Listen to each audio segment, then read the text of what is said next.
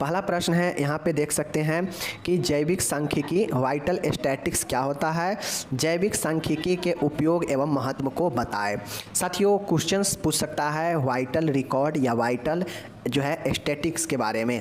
Statics जो होता है सांख्यिकी, इसको हम लोग कॉमर्स यानी इकोनॉमिक्स के शास्त्र में, इकोनॉमिक्स के जो है हम लोग भाषा में स्टैटिक को सांख्यिकी कहते हैं, लेकिन स्टैटिक्स का मतलब आंकड़ा होता है। ठीक है, रिकॉर्ड इसके जगह पे पूछ सकता है या स्टैटिक्स दे सकता है। वाइटल रिकॉर्ड्स या वाइटल स्टैटिक्स दोनों का मतलब एक ही होता है। सांख्यिकी कहिए या आंकड़ा कहिए, बात वही है। समझ गए? जैविक सांख्यिकी या आंकड़ा क्या है, इसके उपयोग और महत्व को बताना है। ठीक है, चलिए शुरू करते हैं। यहाँ पे देख सकते हैं, पहले जानेंगे कि जैविक सांख्यिकी, जैविक आंकड़ा या वाइटल स्टैटिक्स या रिकॉर्ड क्या है। जीवन की महत्वपूर्ण घटना। देखिए, हमारे जीवन में बहुत सारे ऐसे घटना होते हैं जिसका रिकॉर्ड बनता है। ठीक है, जैसे जन्म और मृत्यु। आप लोग जानते हैं कि जन्म प्रमाण पत्र, मृत्यु प्रमाण पत्र बनाने का एक आपका पोर्टल होता है, जहां से कोई अगर जन्म और मृत्यु प्रमाण पत्र बनवाना चाहता है तो बन सकता है। तो जन्म और मृत्यु जो है स्टैटिक्स होता है, विवाह का होता है, बीमारी का होता है, आदि संबंधी विभिन्न तथ्यों का एकत्रीकरण, विश्लेषण एवं व्याख्या कर निष्कर्ष निकालने की प्रक्रिया जैव आंकड़े या जैव सांख्यिकी कहलाते हैं। यहाँ पे समझिए, वाइटल स्टैटिक्स का मतलब होता है कि जीवन के महत्वपूर्ण घटना जैसे जन्म, मृत्यु, विवाह, बीमारी, इस सब से संबंधित जितने भी विभिन्न तथ्य फैक्ट होते हैं, सब का जो है एकत्रित कलेक्शन किया जाता है। इसके अंदर वाइटल स्टैटिक्स के अंदर इसका विश्लेषण किया जाता है, व्याख्या करके निष्कर्ष जो है किस प्रक्रिया के द्वारा निकाला जाता है, तो यही वाइटल स्टैटिक्स होता है, जैविक सांख्यिकी या जैविक आंकड़ा। तो अगर कोई आपसे पूछेगा वाइटल स्टैटिक्स क्या है, तो सिंपल भाषा में बताइएगा, वाइटल जो है स्टैटिक्स का मतलब होता है कि जीवन के कुछ ऐसे महत्वपूर्ण घटना जैसे विवाह, मृत्यु, जन्म, बीमारी आदि से संबंधित जो भी सूचना, जो भी फैक्ट मतलब तथ्य होता है, इसका एकत्रीकरण करना, विश्लेषण करना और व्याख्या करके इसके निष्कर्ष निकालने की प्रक्रिया को जैव सांख्यिकी, वाइटल साइंस कहते हैं। ठीक है, तो यही जो है हमारा वाइटल साइन होता है। अब यहाँ पे देखिएगा, सकल जन्म दर, क्रूड बर्थ रेट, सकल मृत्यु दर, क्रूड डेथ रेट, मातृ मृत्यु दर, मैटरनल मोर्टालिटी रेट, परिश्रम मृत्यु दर, पेरिनेंटल मोर्टालिटी रेट, जीवन जीने की प्रत्याशा, एक्सपेक्टेशन ऑफ लाइफ, किसी बीमारी की घटना, incidence rate of any disease, किसी बीमारी का फैलाव दर, prevention rate of any disease, अति महत्वपूर्ण जैव सांख्यिकी दर है। देखिए, किसी भी जैव सांख्यिकी का विश्लेषण, उसका डाटा तैयार करना जैव सांख्यिकी दर कहलाता है। ठीक है, जैसे बीमारी का फैलाव दर, यानी बीमारी के फैलाव दर मतलब प्रिवेलेंस रेट ऑफ डिजीज। समझ गए? इसी प्रकार से बीमारी, किसी बीमारी के घटना दर, जीवन जीने की प्रत्याशा मतलब जीवन जो है व्यक्ति का कितना है। समझ गए? परिश्रम मृत्यु दर मतलब प्रसव जो होता है उसका मृत्यु दर कितना है। मातृ मृत्यु दर मतलब जो शिशु के जन्म देने में मातृ मृत्यु दर कितना होता है। सकल मृत्यु दर मतलब क्रूड डेथ रेट और सकल जन्म दर मतलब ये सारे के सारे जो है आपके क्या है, दर है। ये सब दर जो है निकाला जाता है। और हम दर जानते हैं, दर मतलब होता है एक प्रकार से बाटा, कि इसके टोटल के सापेक्ष में जिसको निकालना होता है उसको ऊपर रखते हैं और यह जनसंख्या वाला है इसलिए 1000 से गुना करते हैं। तो इस प्रकार से यह दर निकलता है। ठीक है, तो दर का मतलब होता है आपका कि बट्टा। समझ गए? दर का मतलब बाटा प्रति होता है। समझ गए? तो सकल मृत्यु दर, सकल जन्म दर, समझ गए ना, बीमारी, किसी बीमारी का फैलाव दर, जीवन जीने की प्रत्याशा, ठीक है, उसके बाद किसी बीमारी की घटना दर, इस सब के सब जो है क्या है, जैव सांख्यिकी दर है। समझ गए चीज़ को? ये सांख्यिकी दरें महत्वपूर्ण स्वास्थ्य संकेतक होती है। अब ये सब के सब जो दर होता है यह आपके जो है हेल्थ इंडिकेटर के रूप में काम करता है, बताता है कि देश और समाज में कैसा जो है मृत्यु का दर है, कैसा स्वास्थ्य का दर है, कैसा लोग कितना दिन जी सकता है, ठीक है, कितना कौन सी बीमारी का फैलाव रेट है, ये सब के सब पता कहाँ से चलता है, वाइटल स्टैटिक्स रेट के द्वारा ही चलता है। तो चीज़ों को समझ गए? चलिए अब हम यहाँ पे देखेंगे इसका क्या उद्देश्य है। ऑब्जेक्टिव्स ऑफ वाइटल स्टैटिक्स, मतलब ये जो आंकड़ा होता है, चाहे वो जन्म का आंकड़ा हो, मृत्यु का आंकड़ा हो, चाहे बीमारी के आंकड़ा हो, ठीक है, किसी भी चीज़ का आंकड़ा हो, ये सब आंकड़ा जो होता है वाइटल रिकॉर्ड, इसका क्या ऑब्जेक्टिव्स, क्या उद्देश्य होते हैं, ठीक है। चलिए देखते हैं। इसके उद्देश्य होते हैं जैसे बेहतर स्वास्थ्य सेवा के नियोजन करना एवं क्रियान्वयन हेतु विभिन्न घटनाओं से संबंधित आंकड़े एकत्रित किए जाते हैं। सांख्यिकी का मतलब ही होता है कि डाटा इकट्ठा करना, ठीक है। तो ये जो होता है इसका महत्व है, वाइटल स्टैटिक्स का ये महत्व है कि बेहतर स्वास्थ्य सेवा देने के लिए हमको जो है विभिन्न घटनाओं से संबंधित आंकड़े एकत्रित करना होगा, पढ़ना होगा कि कौन से बीमारी का फैलाव दर कितना है, उसको जो है कंट्रोल करने का दर कितना है, मृत्यु दर इससे कितना है, इससे इस देश में जन्म दर कितना है। तो ये सब का आंकड़ा रहेगा तब तो हम बेहतर जो है स्वास्थ्य अपने देश के लिए दे सकते हैं, ठीक है। देश लेवल पर जो कार्यालय है वो दे सकता है। तो ये जो है आंकड़ा जो है महत्वपूर्ण भूमिका निभाता है एक बेहतर स्वास्थ्य सेवा के क्रियान्वयन में, ठीक है। दूसरा इसका उपयोग होता है यानी उद्देश्य है कि सभी स्तर के स्वास्थ्य अधिकारियों एवं प्रबंधकों को विभिन्न जैविक घटनाओं से संबंधित न्यूनतम एवं शुद्ध आंकड़े उपलब्ध कराना। अब ये जो स्टैटिक्स होता है, जो आंकड़ा है, इसका एक बहुत बड़ा उद्देश्य ये होता है कि जितने भी स्वास्थ्य के क्षेत्र में काम कर रहे हैं ऑफिसर्स या मैनेजमेंट होता है, वो सब जो है अपने जो भी नए नए घटना है उसके बारे में जान सके कि अभी किस बीमारी का लहर है, किसका कितना जो है कंट्रोल दर है, किसका कितना फैलाव दर है, ठीक है, किस बीमारी से लोग कितना ज़्यादा मृत्यु हो रहा है, मतलब मृत्यु दर क्या है, ठीक है। तो इस तरीके के जो है आंकड़े को जो है अधिकारियों तक जो है उपलब्ध कराना, यह बहुत मदद करता है वाइटल स्टैटिक्स, समझ गए। तीसरा देखिएगा कि प्रदान की गई स्वास्थ्य सेवाओं के मूल्यांकन में सहयोग करना, ठीक है। अब जो भी स्वास्थ्य है उसको, जो भी प्रदान किया गया स्वास्थ्य है उसको मूल्यांकन में सहयोग करना, इसका एक महत्वपूर्ण जो है क्या है, घटक है। तो ये चीज़ें को समझ लीजिए, ठीक है। तो जो भी स्वास्थ्य सेवा दिया जाता है उसका मूल्यांकन जो है हम स्टैटिक्स के जरिए कर सकते हैं, आंकड़ा के जरिए, ओके। समुदाय एवं देश में मौजूद विभिन्न संस्था जैसे मानव शक्ति, धन एवं सामग्री के यथासंभव सर्वश्रेष्ठ वितरण एवं उपयोग को बढ़ावा देना।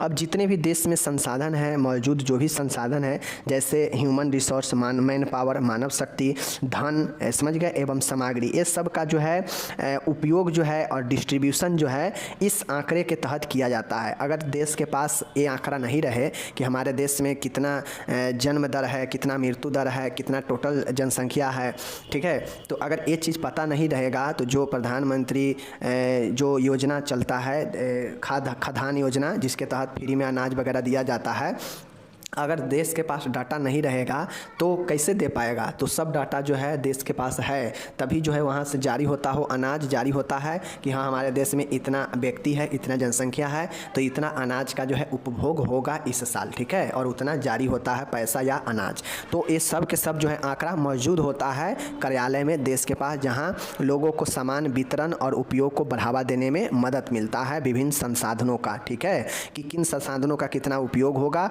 कितना वितरण होगा सबके बीच में, यह जो है बताता है यह आंकड़ा, ओके।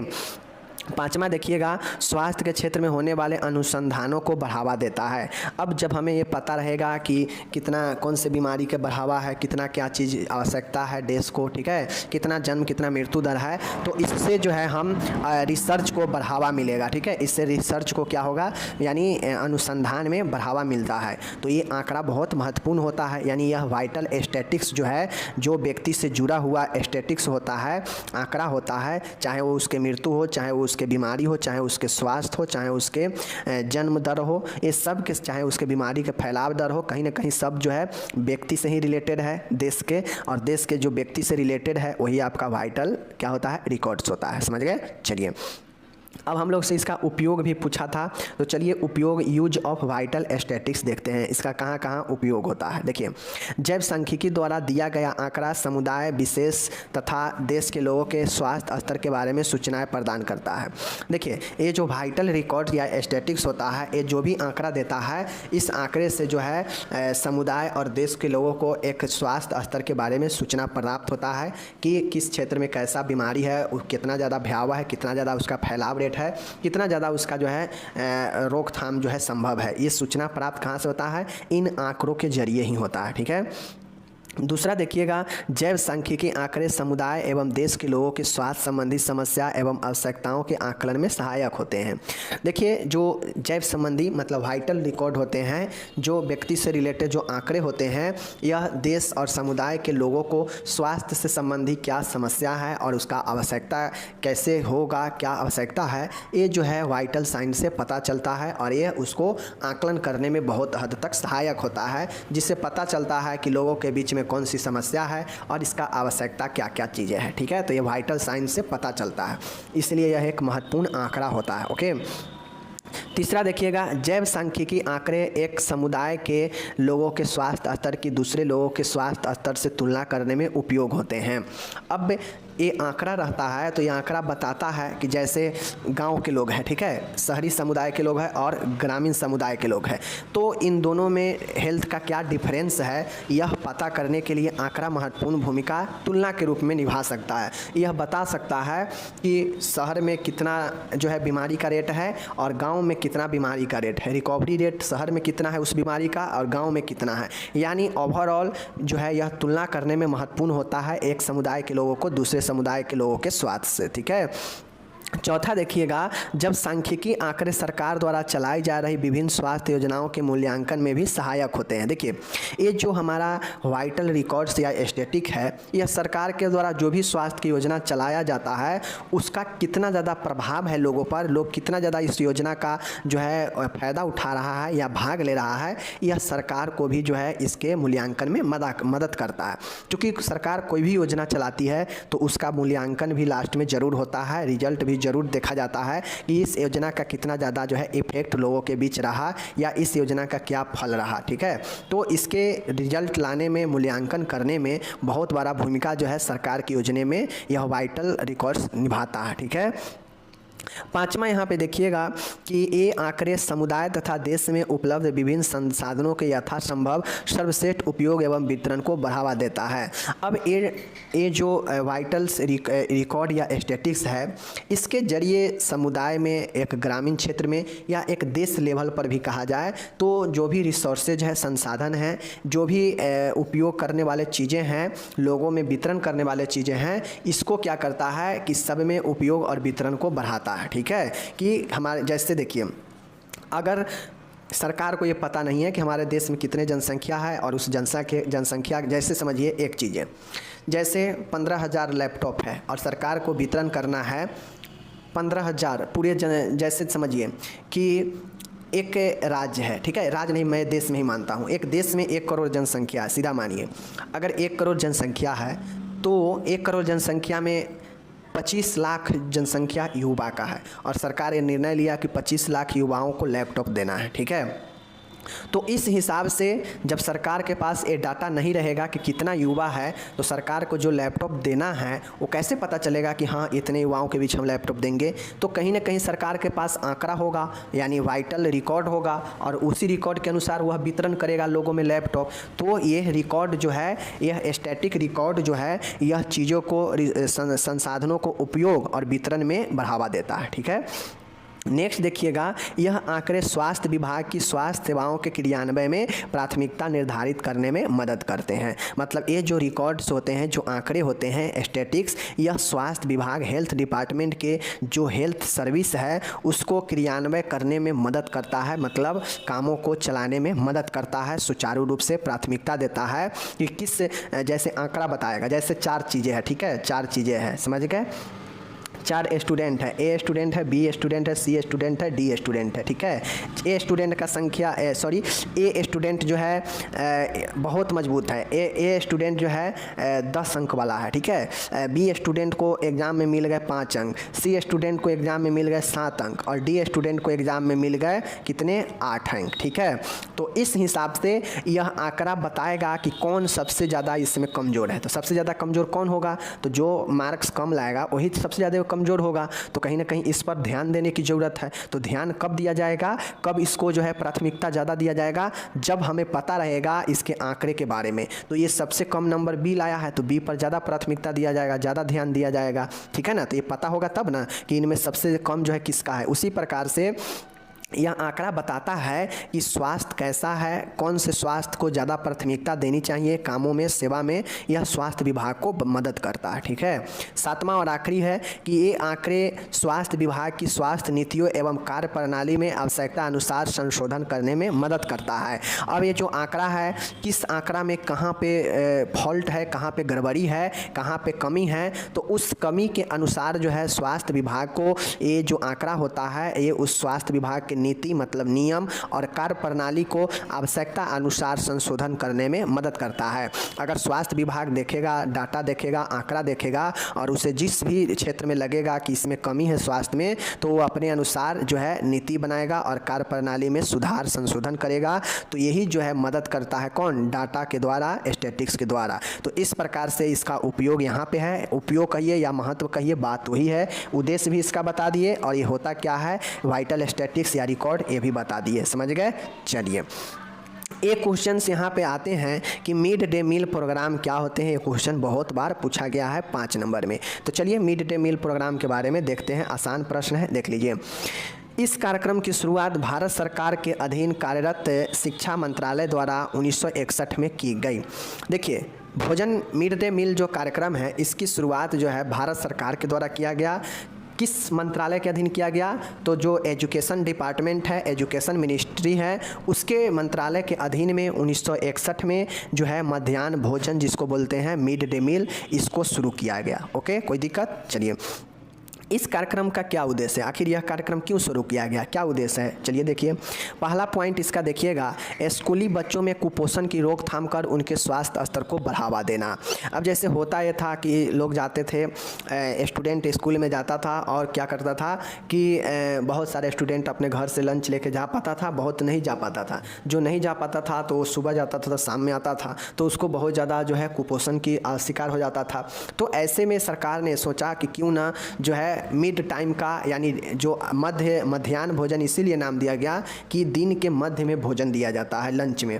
तो इस प्रकार से ताकि कुपोषण को रोकथाम किया जा सके। ठीक है, बच्चों को शिक्षा की ओर आकर्षित करना ताकि साक्षरता के स्तर में सुधार हो।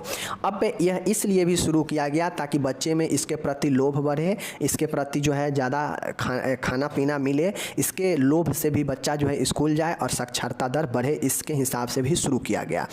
इस कार्यक्रम के अंतर्गत स्कूली बच्चों को जो भी परोसे जाने वाला खाना होता है उसकी कुल ऊर्जा का लगभग 1/3 तथा कुल प्रोटीन की आवश्यकता का लगभग आधा उपलब्ध करता है। देखिए, इस भोजन का यह उद्देश्य था कि जो भी स्कूली बच्चा है उसके खाना में ऐसा भोजन परोसा जाए कि उसके जितने भी ऊर्जा चाहिए एक दिन में, उस एक दिन का ऊर्जा का 1/3, जैसे अगर हमें मानिए 1000 किलो कैलोरी, अगर जो है किलो कैलोरी जो है हमें ऊर्जा चाहिए, 1000 किलो कैलोरी, ठीक है, इतना ऊर्जा एक मानते हैं सपोज डैट, तो इसका 1/3 जो है यह स्कूल के भोजन से मिले, यह इसलिए शुरू किया गया। यानी लगभग 350 किलो कैलोरी जो है स्कूल से मिले, ऐसे शुरू किए गए। ठीक है, ऊर्जा।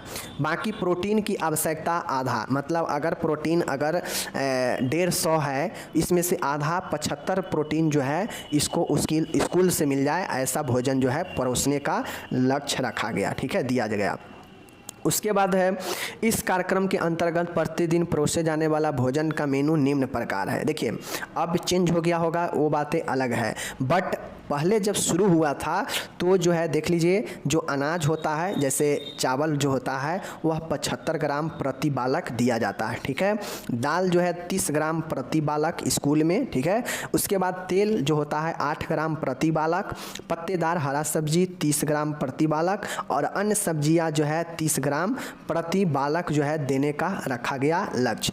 अब इसमें कितना मिल पाता है, नहीं मिल पाता है, कितना दिन तो चावल दाल चोखे में ही काम चल जाता है, कितना आलू सोयाबीन ही खिलाता रहता है, हरे पत्तेदार सब्जियां की तो बात ही छोड़ दीजिए। तो ये सब जो है कितना इसमें मिलता है नहीं मिलता है ये तो हम नहीं बता पाएंगे, बट अगर इसमें अब चेंज हुआ होगा तो आप लोग देख लीजिएगा कि अब कितना मिलता है, मेनू में भोजन अब कितना मिलता है रखा गया है, बट ये उस समय का है जब शुरू किया गया था। ठीक है, चलिए ये चीज़ें हैं। बाकी यहाँ पे देख लीजिए, इस कार्यक्रम के अंतर्गत प्रत्येक बच्चे को 200 दिनों तक पूरक आहार दिया जाता है, मतलब 365 दिन में 200 दिन जो है रखा गया कि 200 दिन भोजन दिया जाना चाहिए, क्योंकि बहुत सारे छुट्टी वगैरह भी हो जाता है, तो काट छाट के 200 दिन जो है इसमें दिया जाता है सप्लीमेंट्री। ठीक है, सप्लीमेंट्री आहार, पूरक आहार। ओके, तो ये आपका हो गया मिड डे मील, समझ गए। चलिए, तो RCH के कार्यक्रम के बारे में क्या है समझाना है, ठीक है। चलिए, यह क्वेश्चन पूछता है 5 नंबर में, तो देख लेते हैं। RCH कार्यक्रम क्या है मेरे डियर। RCH कार्यक्रम, जिसको हम लोग रिप्रोडक्टिव एंड चाइल्ड हेल्थ कहते हैं, मीन्स जनन एवं शिशु स्वास्थ्य इसको हिंदी में कहते हैं। ये होता क्या है, सबसे पहले ध्यान दीजिएगा कि यह जो कार्यक्रम है, यह कार्यक्रम 15 अक्टूबर 1997 में जो है लागू किया गया, लॉन्च किया गया। चीज़ों को समझ गए कि यह कार्यक्रम 15 अक्टूबर 1997 को लागू किया गया। कौन, RCH प्रोग्राम, ठीक है। RCH का पूरा नाम क्या है, रिप्रोडक्टिव एंड चाइल्ड हेल्थ इसका पूरा नाम है, समझ गए। इस कार्यक्रम का मुख्य उद्देश्य नवजात शिशु व मातृ मृत्यु दर को कम करना है। इसका RCH का मुख्य काम यही है कि जनन, मतलब जनन रिप्रोडक्टिव, मतलब जो जनन के समय, मतलब जो माता है वो अगर प्रेगनेंसी में है तो उसको कोई ऐसे घातक बीमारी या प्रेगनेंसी के कारण मृत्यु ना हो जिससे उसका मृत्यु दर, मातृ मृत्यु दर कम जाए। तो मातृ मृत्यु दर को जो है कम करना, और साथ में नवजात शिशु के भी जो है देख रेख से संबंधित चीज़ें एक कार्यक्रम का मुख्य उद्देश्य है, समझ गए। चलिए आगे देखिए, आगे क्या है। एक एक करके लाइन बाय लाइन पढ़ेंगे और समझेंगे तो समझ जाएंगे। अगर एक ही बार में चाहेंगे कि सबको पढ़ ले और सबको समझ ले तो नहीं हो पाएगा, ऐसे, समझ गए। इसके अंतर्गत महिला को गर्भावस्था पर, मतलब प्रेगनेंसी में, शिशु को जन्म देने पर व उसके बाद एवं नवजात शिशु को बेहतर व उचित स्वास्थ्य देखभाल प्रदान की जाती है। इसके अंतर्गत, किसके अंतर्गत, RCH प्रोग्राम के अंतर्गत होता यह है कि कोई महिला है, वह प्रेगनेंसी पीरियड में है, मतलब गर्भ अवस्था में है, वह बच्चे को जन्म दे दी है और जन्म देने के बाद भी तथा शिशु के बेहतर स्वास्थ्य और उचित देखभाल प्रदान किया जाता है इस RCH प्रोग्राम के अंतर्गत, ठीक है। RCH सेवा समुदाय व व्यक्ति केंद्रित पहुंच की आवश्यकता के आधार पर होती है। जो RCH सेवा होती है यह समुदाय व व्यक्ति केंद्रित पहुंच की आवश्यकता के आधार पर होती है। मीन्स जो व्यक्ति को जितना ज़्यादा ज़रूरी होता है उसको उसी प्रकार से जो है यह आवश्यकता, यह प्रोग्राम सेवा दिया जाता है RCH के अंतर्गत, ठीक है। इस कार्यक्रम का सामुदायिक स्तर, उपकेंद्र, प्राथमिक स्वास्थ्य केंद्र स्तर तथा जिला चिकित्सालय स्तर पर चलाया जाता है। मीन्स इस कार्यक्रम को सभी जितने भी सरकार के द्वारा बनाए गए केंद्र है, चाहे वो उपकेंद्र हो, प्राथमिक केंद्र हो, सामुदायिक स्वास्थ्य केंद्र हो या जिले चिकित्सालय हो, वो सभी स्तर पर जो है इस कार्यक्रम को चलाया जाता है। किसको, RCH को। तो RCH के बारे में समझ गए। चलिए अब देखिए, RCH जो है जनन एवं शिशु स्वास्थ्य के तत्व। मेरे डियर, जनन एवं शिशु स्वास्थ्य के तत्व मीन्स RCH के कौन कौन से एलिमेंट है, कौन कौन से कंपोनेंट है, कौन कौन से तत्व है बताना है। तो RCH का कौन कौन से तत्व है देख लीजिए। इस कार्यक्रम के मुख्य तत्व निम्नलिखित है। मीन्स इस कार्यक्रम का जो तत्व है, कंपोनेंट है, वह निम्नलिखित है। कंपोनेंट के मतलब क्या होता है कि इसके अंदर और क्या क्या चीज़ें होता है RCH प्रोग्राम के अंदर, ठीक है। तो देखिए इसके कौन कौन से तत्व है। तो पहला है परिवार नियोजन। RCH प्रोग्राम के अंतर्गत प्रोग्राम नियोजन जो है किया जाता है। तो परिवार नियोजन एक महत्वपूर्ण तत्व है RCH प्रोग्राम का। नेक्स्ट है सुरक्षित शिशु एवं सुरक्षित मातृत्व। अब इस प्रोग्राम के अंतर्गत जो है सुरक्षित शिशु और सुरक्षित मातृत्व, मतलब child safety and safe motherhood, CSSM। आप लोगों को पता होना चाहिए कि CSSM जो है इसी के अंतर्गत है, RCH प्रोग्राम के अंतर्गत ही है, जिसको हम लोग सुरक्षित शिशु और सुरक्षित मातृत्व कहते हैं। तो यह भी एक कंपोनेंट ही है इसका, ओके। यौन जनित रोग, श्वसन रोगों की रोकथाम एवं प्रबंधन। इस कार्यक्रम के अंतर्गत यौन जनित मतलब सेक्सुअल डिजीज और श्वसन से संबंधित रोगों का कैसे रोकथाम करना है, कैसे प्रबंध करना है, यह जो है यहाँ पे RCH के अंतर्गत जो है इसको रखा गया है। तो यह तत्व है RCH का, ठीक है। एंड नेक्स्ट तत्व है कि स्वास्थ्य देखभाल को व्यक्ति तक पहुँच, मतलब जो स्वास्थ्य देखभाल है वह व्यक्ति तक कैसे पहुँचे, इसका भी जो है ये शामिल किया गया है। यह एक तत्व है। तो कौन कौन से तत्व है RCH का, परिवार नियोजन है, सुरक्षित शिशु और सुरक्षित मातृत्व, उसके बाद है यौन जनित रोग और श्वसन से संबंधित रोगों का रोकथाम और प्रबंध, और नेक्स्ट है स्वास्थ्य देखभाल को व्यक्ति तक पहुंच, ठीक है। तो ये चीज़ें हैं, समझ गए। अब यहाँ पे यह जो प्रोग्राम है 2 फेज में बनाया गया। पहला है RCH प्रोग्राम 1, जिसमें विभिन्न चीज़ों को जो है किया गया, विभिन्न चीज़ों का, ठीक है ना, कौन कौन सी चीज़ें हैं, सभी गर्भवती माताओं का पंजीकरण करना, ठीक है, सुरक्षित मातृत्व एवं सामान्य जांच जैसे टीकाकरण, रक्ताल्पता, ये सब के निवारण का चिकित्सा आदि। चौथा है शहरी कच्ची बस्तियों व आदिवासी क्षेत्रों के लिए स्पेशल तैयार किया हुआ RCH कार्यक्रम, अनिवार्य नवजात शिशु का देखभाल, 6 माह तक स्तनपान एवं उसके बाद अर्ध ठोस खाने के पदार्थ को देने चाहिए। ये सब RCH के अंतर्गत शामिल है, ठीक है। छठा है 6 जानलेवा बीमारियों के प्रति टीकाकरण देना, शिशुओं को निमोनिया के रोकथाम, बच्चे में रक्ताल्पता की चिकित्सा के देखभाल, ठीक है। 8वां है प्रशिक्षित व्यक्ति द्वारा बच्चों का जन्म और चिकित्सालयों में प्रसव को उन्नत करना, समझ गए ना। प्रसव के उपरांत मतलब पोस्टनेंटल चेकअप करना, कम से कम 3 बार स्वास्थ्य परीक्षण करना, MTP के लिए सुरक्षित सेवाएं प्रदान करना और आपातकालीन स्थिति में गर्भवती महिला को रेफरल के लिए उचित यातायात का उपलब्ध कराना, उप केंद्रों पर अतिरिक्त ANM की नियुक्ति करना, यह RCH के प्रोग्राम के अंतर्गत होता है। 13 है सुरक्षित गर्भपात के लिए प्राथमिक केंद्रों पर उचित उपकरण उपलब्ध कराना व चिकित्सा की व्यवस्था करना। मतलब कह रहा है कि एक सिक्योरिटी, एक जो है सुरक्षित तौर पे गर्भपात अगर किसी को होगा तो सुरक्षित तौर पे जो है करने के लिए जो भी प्राथमिक केंद्र है वहाँ पे उचित उपकरण होनी चाहिए, व्यवस्थित चिकित्सक व्यवस्था होनी चाहिए। सामुदायिक केंद्र पर व प्राथमिक स्वास्थ्य केंद्र पर 24 घंटे प्रसव की सुविधा होनी चाहिए। यौन जनित रोगों का उपचार और उपलब्धता जो है इस प्रोग्राम के अंतर्गत रखा गया, ठीक है। तो यह फेज 1 में जो है आप लोग को इतना सारे 15 पॉइंट ध्यान में रखना है। इसको आप लोग एक बार डिटेल से पढ़ लीजिएगा। 15 में से जितना आपको याद रहे आप जो है एग्जाम में लिख देंगे, ओके। फेज 2 जो है आप लोग सीधा जानिए, फेज 1 शुरू हुआ जब RCH प्रोग्राम लॉन्च हुआ, तभी से फेज 1 शुरू हो गया, ठीक है। फेज 2 जो शुरू हुआ यह आगे चल के फेज 2 RCH की शुरुआत 1 अप्रैल 2005 से की गई। मतलब इसमें 2 फेज चला। एक फेज तो 1997 में ही इस प्रोग्राम के साथ में ही शुरू हो गया, लेकिन दूसरा फेज जो है वह 1 अप्रैल 2005 में की गई, ठीक है, समझ गए। अब इसमें जो है आप लोग को सभी चीज़ें जो है यहाँ पे देखिए, जैसे इसमें निम्नलिखित बिंदुओं शामिल किया गया, जैसे संस्थागत प्रसव को बढ़ावा देकर 50% किया जाए। इसके लिए प्राथमिक व सामुदायिक स्वास्थ्य केंद्रों पर 24 घंटे प्रसव की सुविधा व चिकित्सक सुविधा। मतलब पहले जो डिलीवरी होता था बड़े बड़े अस्पताल में ही होता था, ठीक है। तो इस RCH के अंतर्गत जो फेज 2 था तो वहाँ पे क्या किया गया कि 50% क्षमता कम किया गया जो चिकित्सालय है बड़े बड़े, ताकि यह चिकित्सालय के अंतर्गत जो भी स्वास्थ्य, प्राथमिक स्वास्थ्य है, सामुदायिक स्वास्थ्य है, वहाँ पे 24 घंटे जो है प्रसव किया जाए, ठीक है। उसी प्रकार से ANM व लेडी हेल्थ विजिटर्स को उचित प्रशिक्षण दिया जाए ताकि वे समान प्रसव करा सके व किसी भी प्रकार के जटिलता का प्रबंध कर सके, ठीक है। तीसरा है मातृ मृत्यु दर को कम करने के लिए ANM, स्टाफ नर्स और लेडी हेल्थ विजिटर्स को कुछ निश्चित औषधियों को प्रयोग करने की अनुमति हो, या RCH के अंतर्गत रखा गया, ठीक है।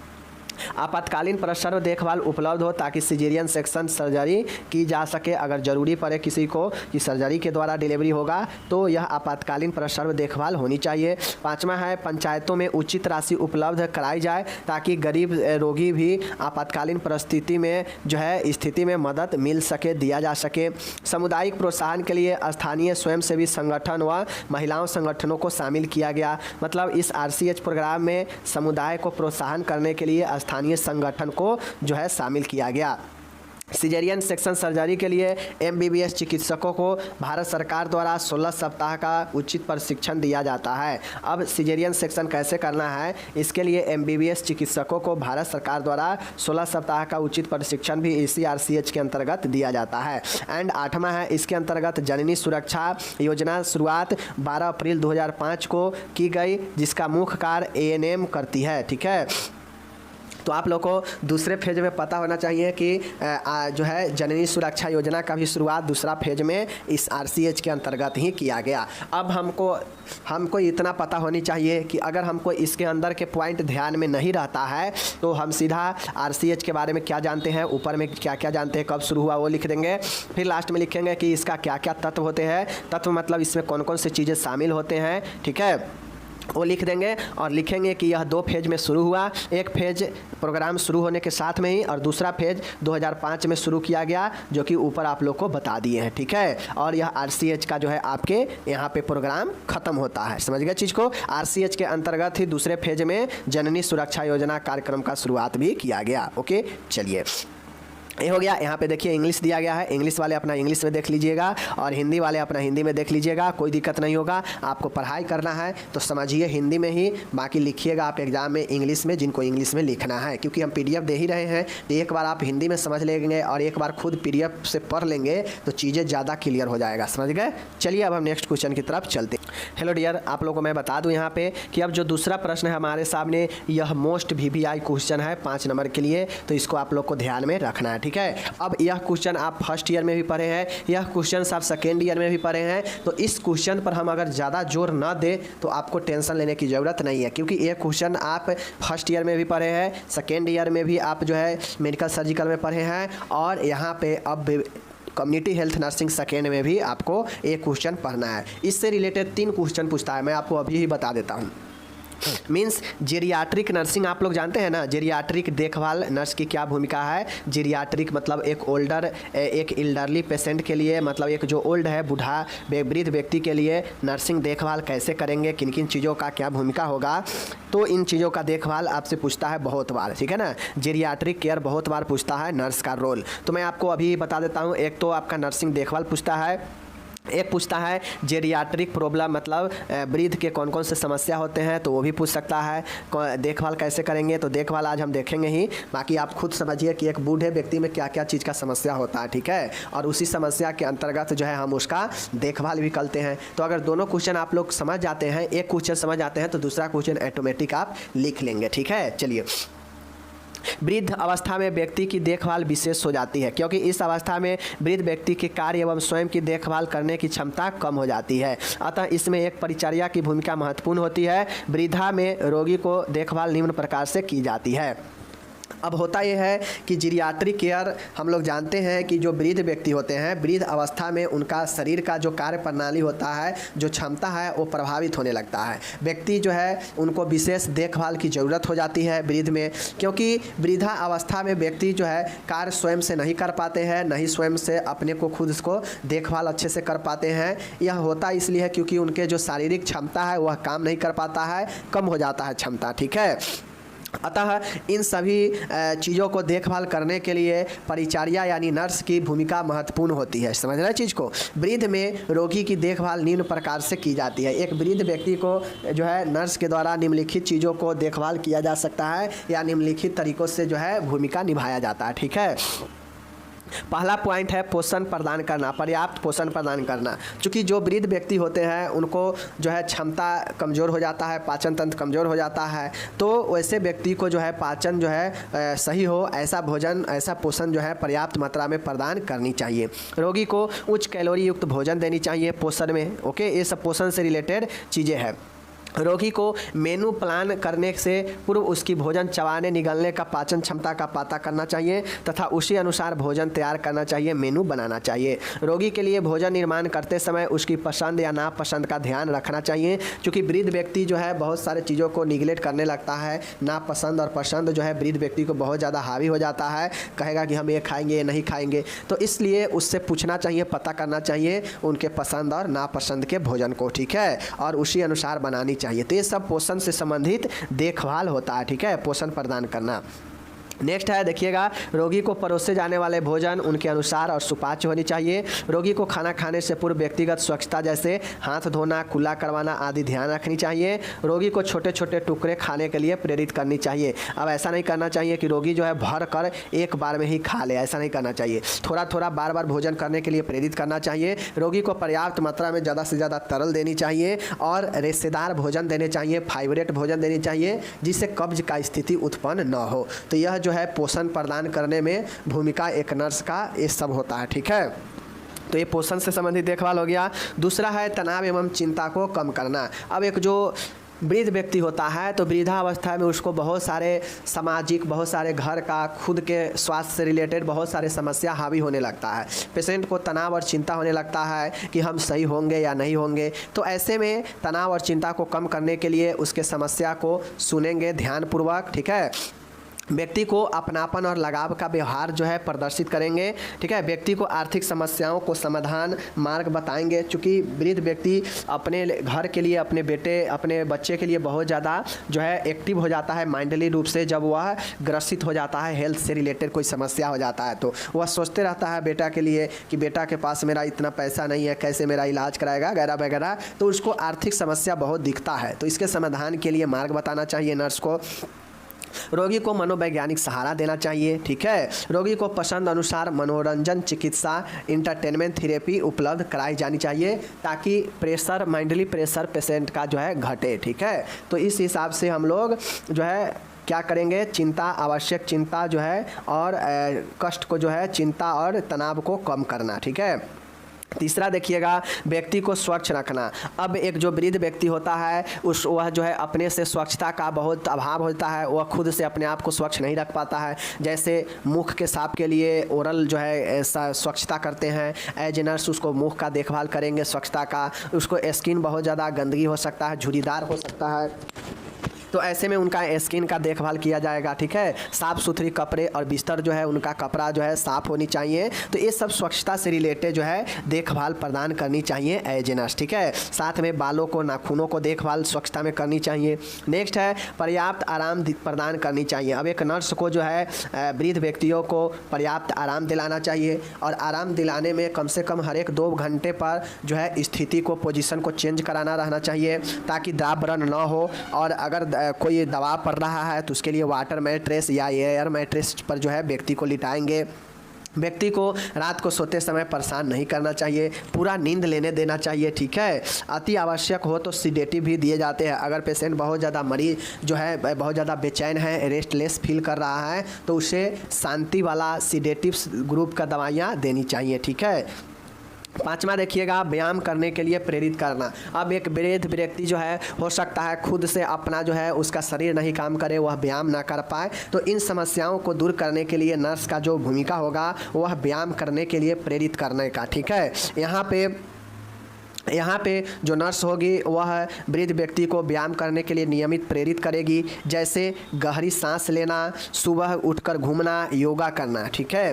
वृद्ध व्यक्तियों को व्यायाम करने से उसमें स्फूर्ति, ताजगी बनी रहती है। व्यायाम करने से भूख भी अच्छी लगती है, ठीक है। व्यक्ति को चलने के लिए घड़ी या वॉकर जो है प्रदान करनी चाहिए, ठीक है। एंड नेक्स्ट है, सेकेंड लास्ट है, सुरक्षा का प्रदान करना। अब जो भी वृद्ध व्यक्ति होते हैं उनको बहुत सारे तकलीफ़ें होता है, जैसे लैट्रिन बाथरूम में जाएंगे तो वहाँ पे गिर सकते हैं, स्नान वाले घर बाथरूम में जाने पर वह गिर सकते हैं। उनको जो है बेड पर सही से जो है बेड पर लेटते लेटते वह बेड से नीचा गिर सकते हैं, जिससे चोट लग सकता है। तो आदि इन सभी के लिए जो है सुरक्षा करेंगे, जैसे बेड के चारों तरफ रेलिंग लगाएंगे।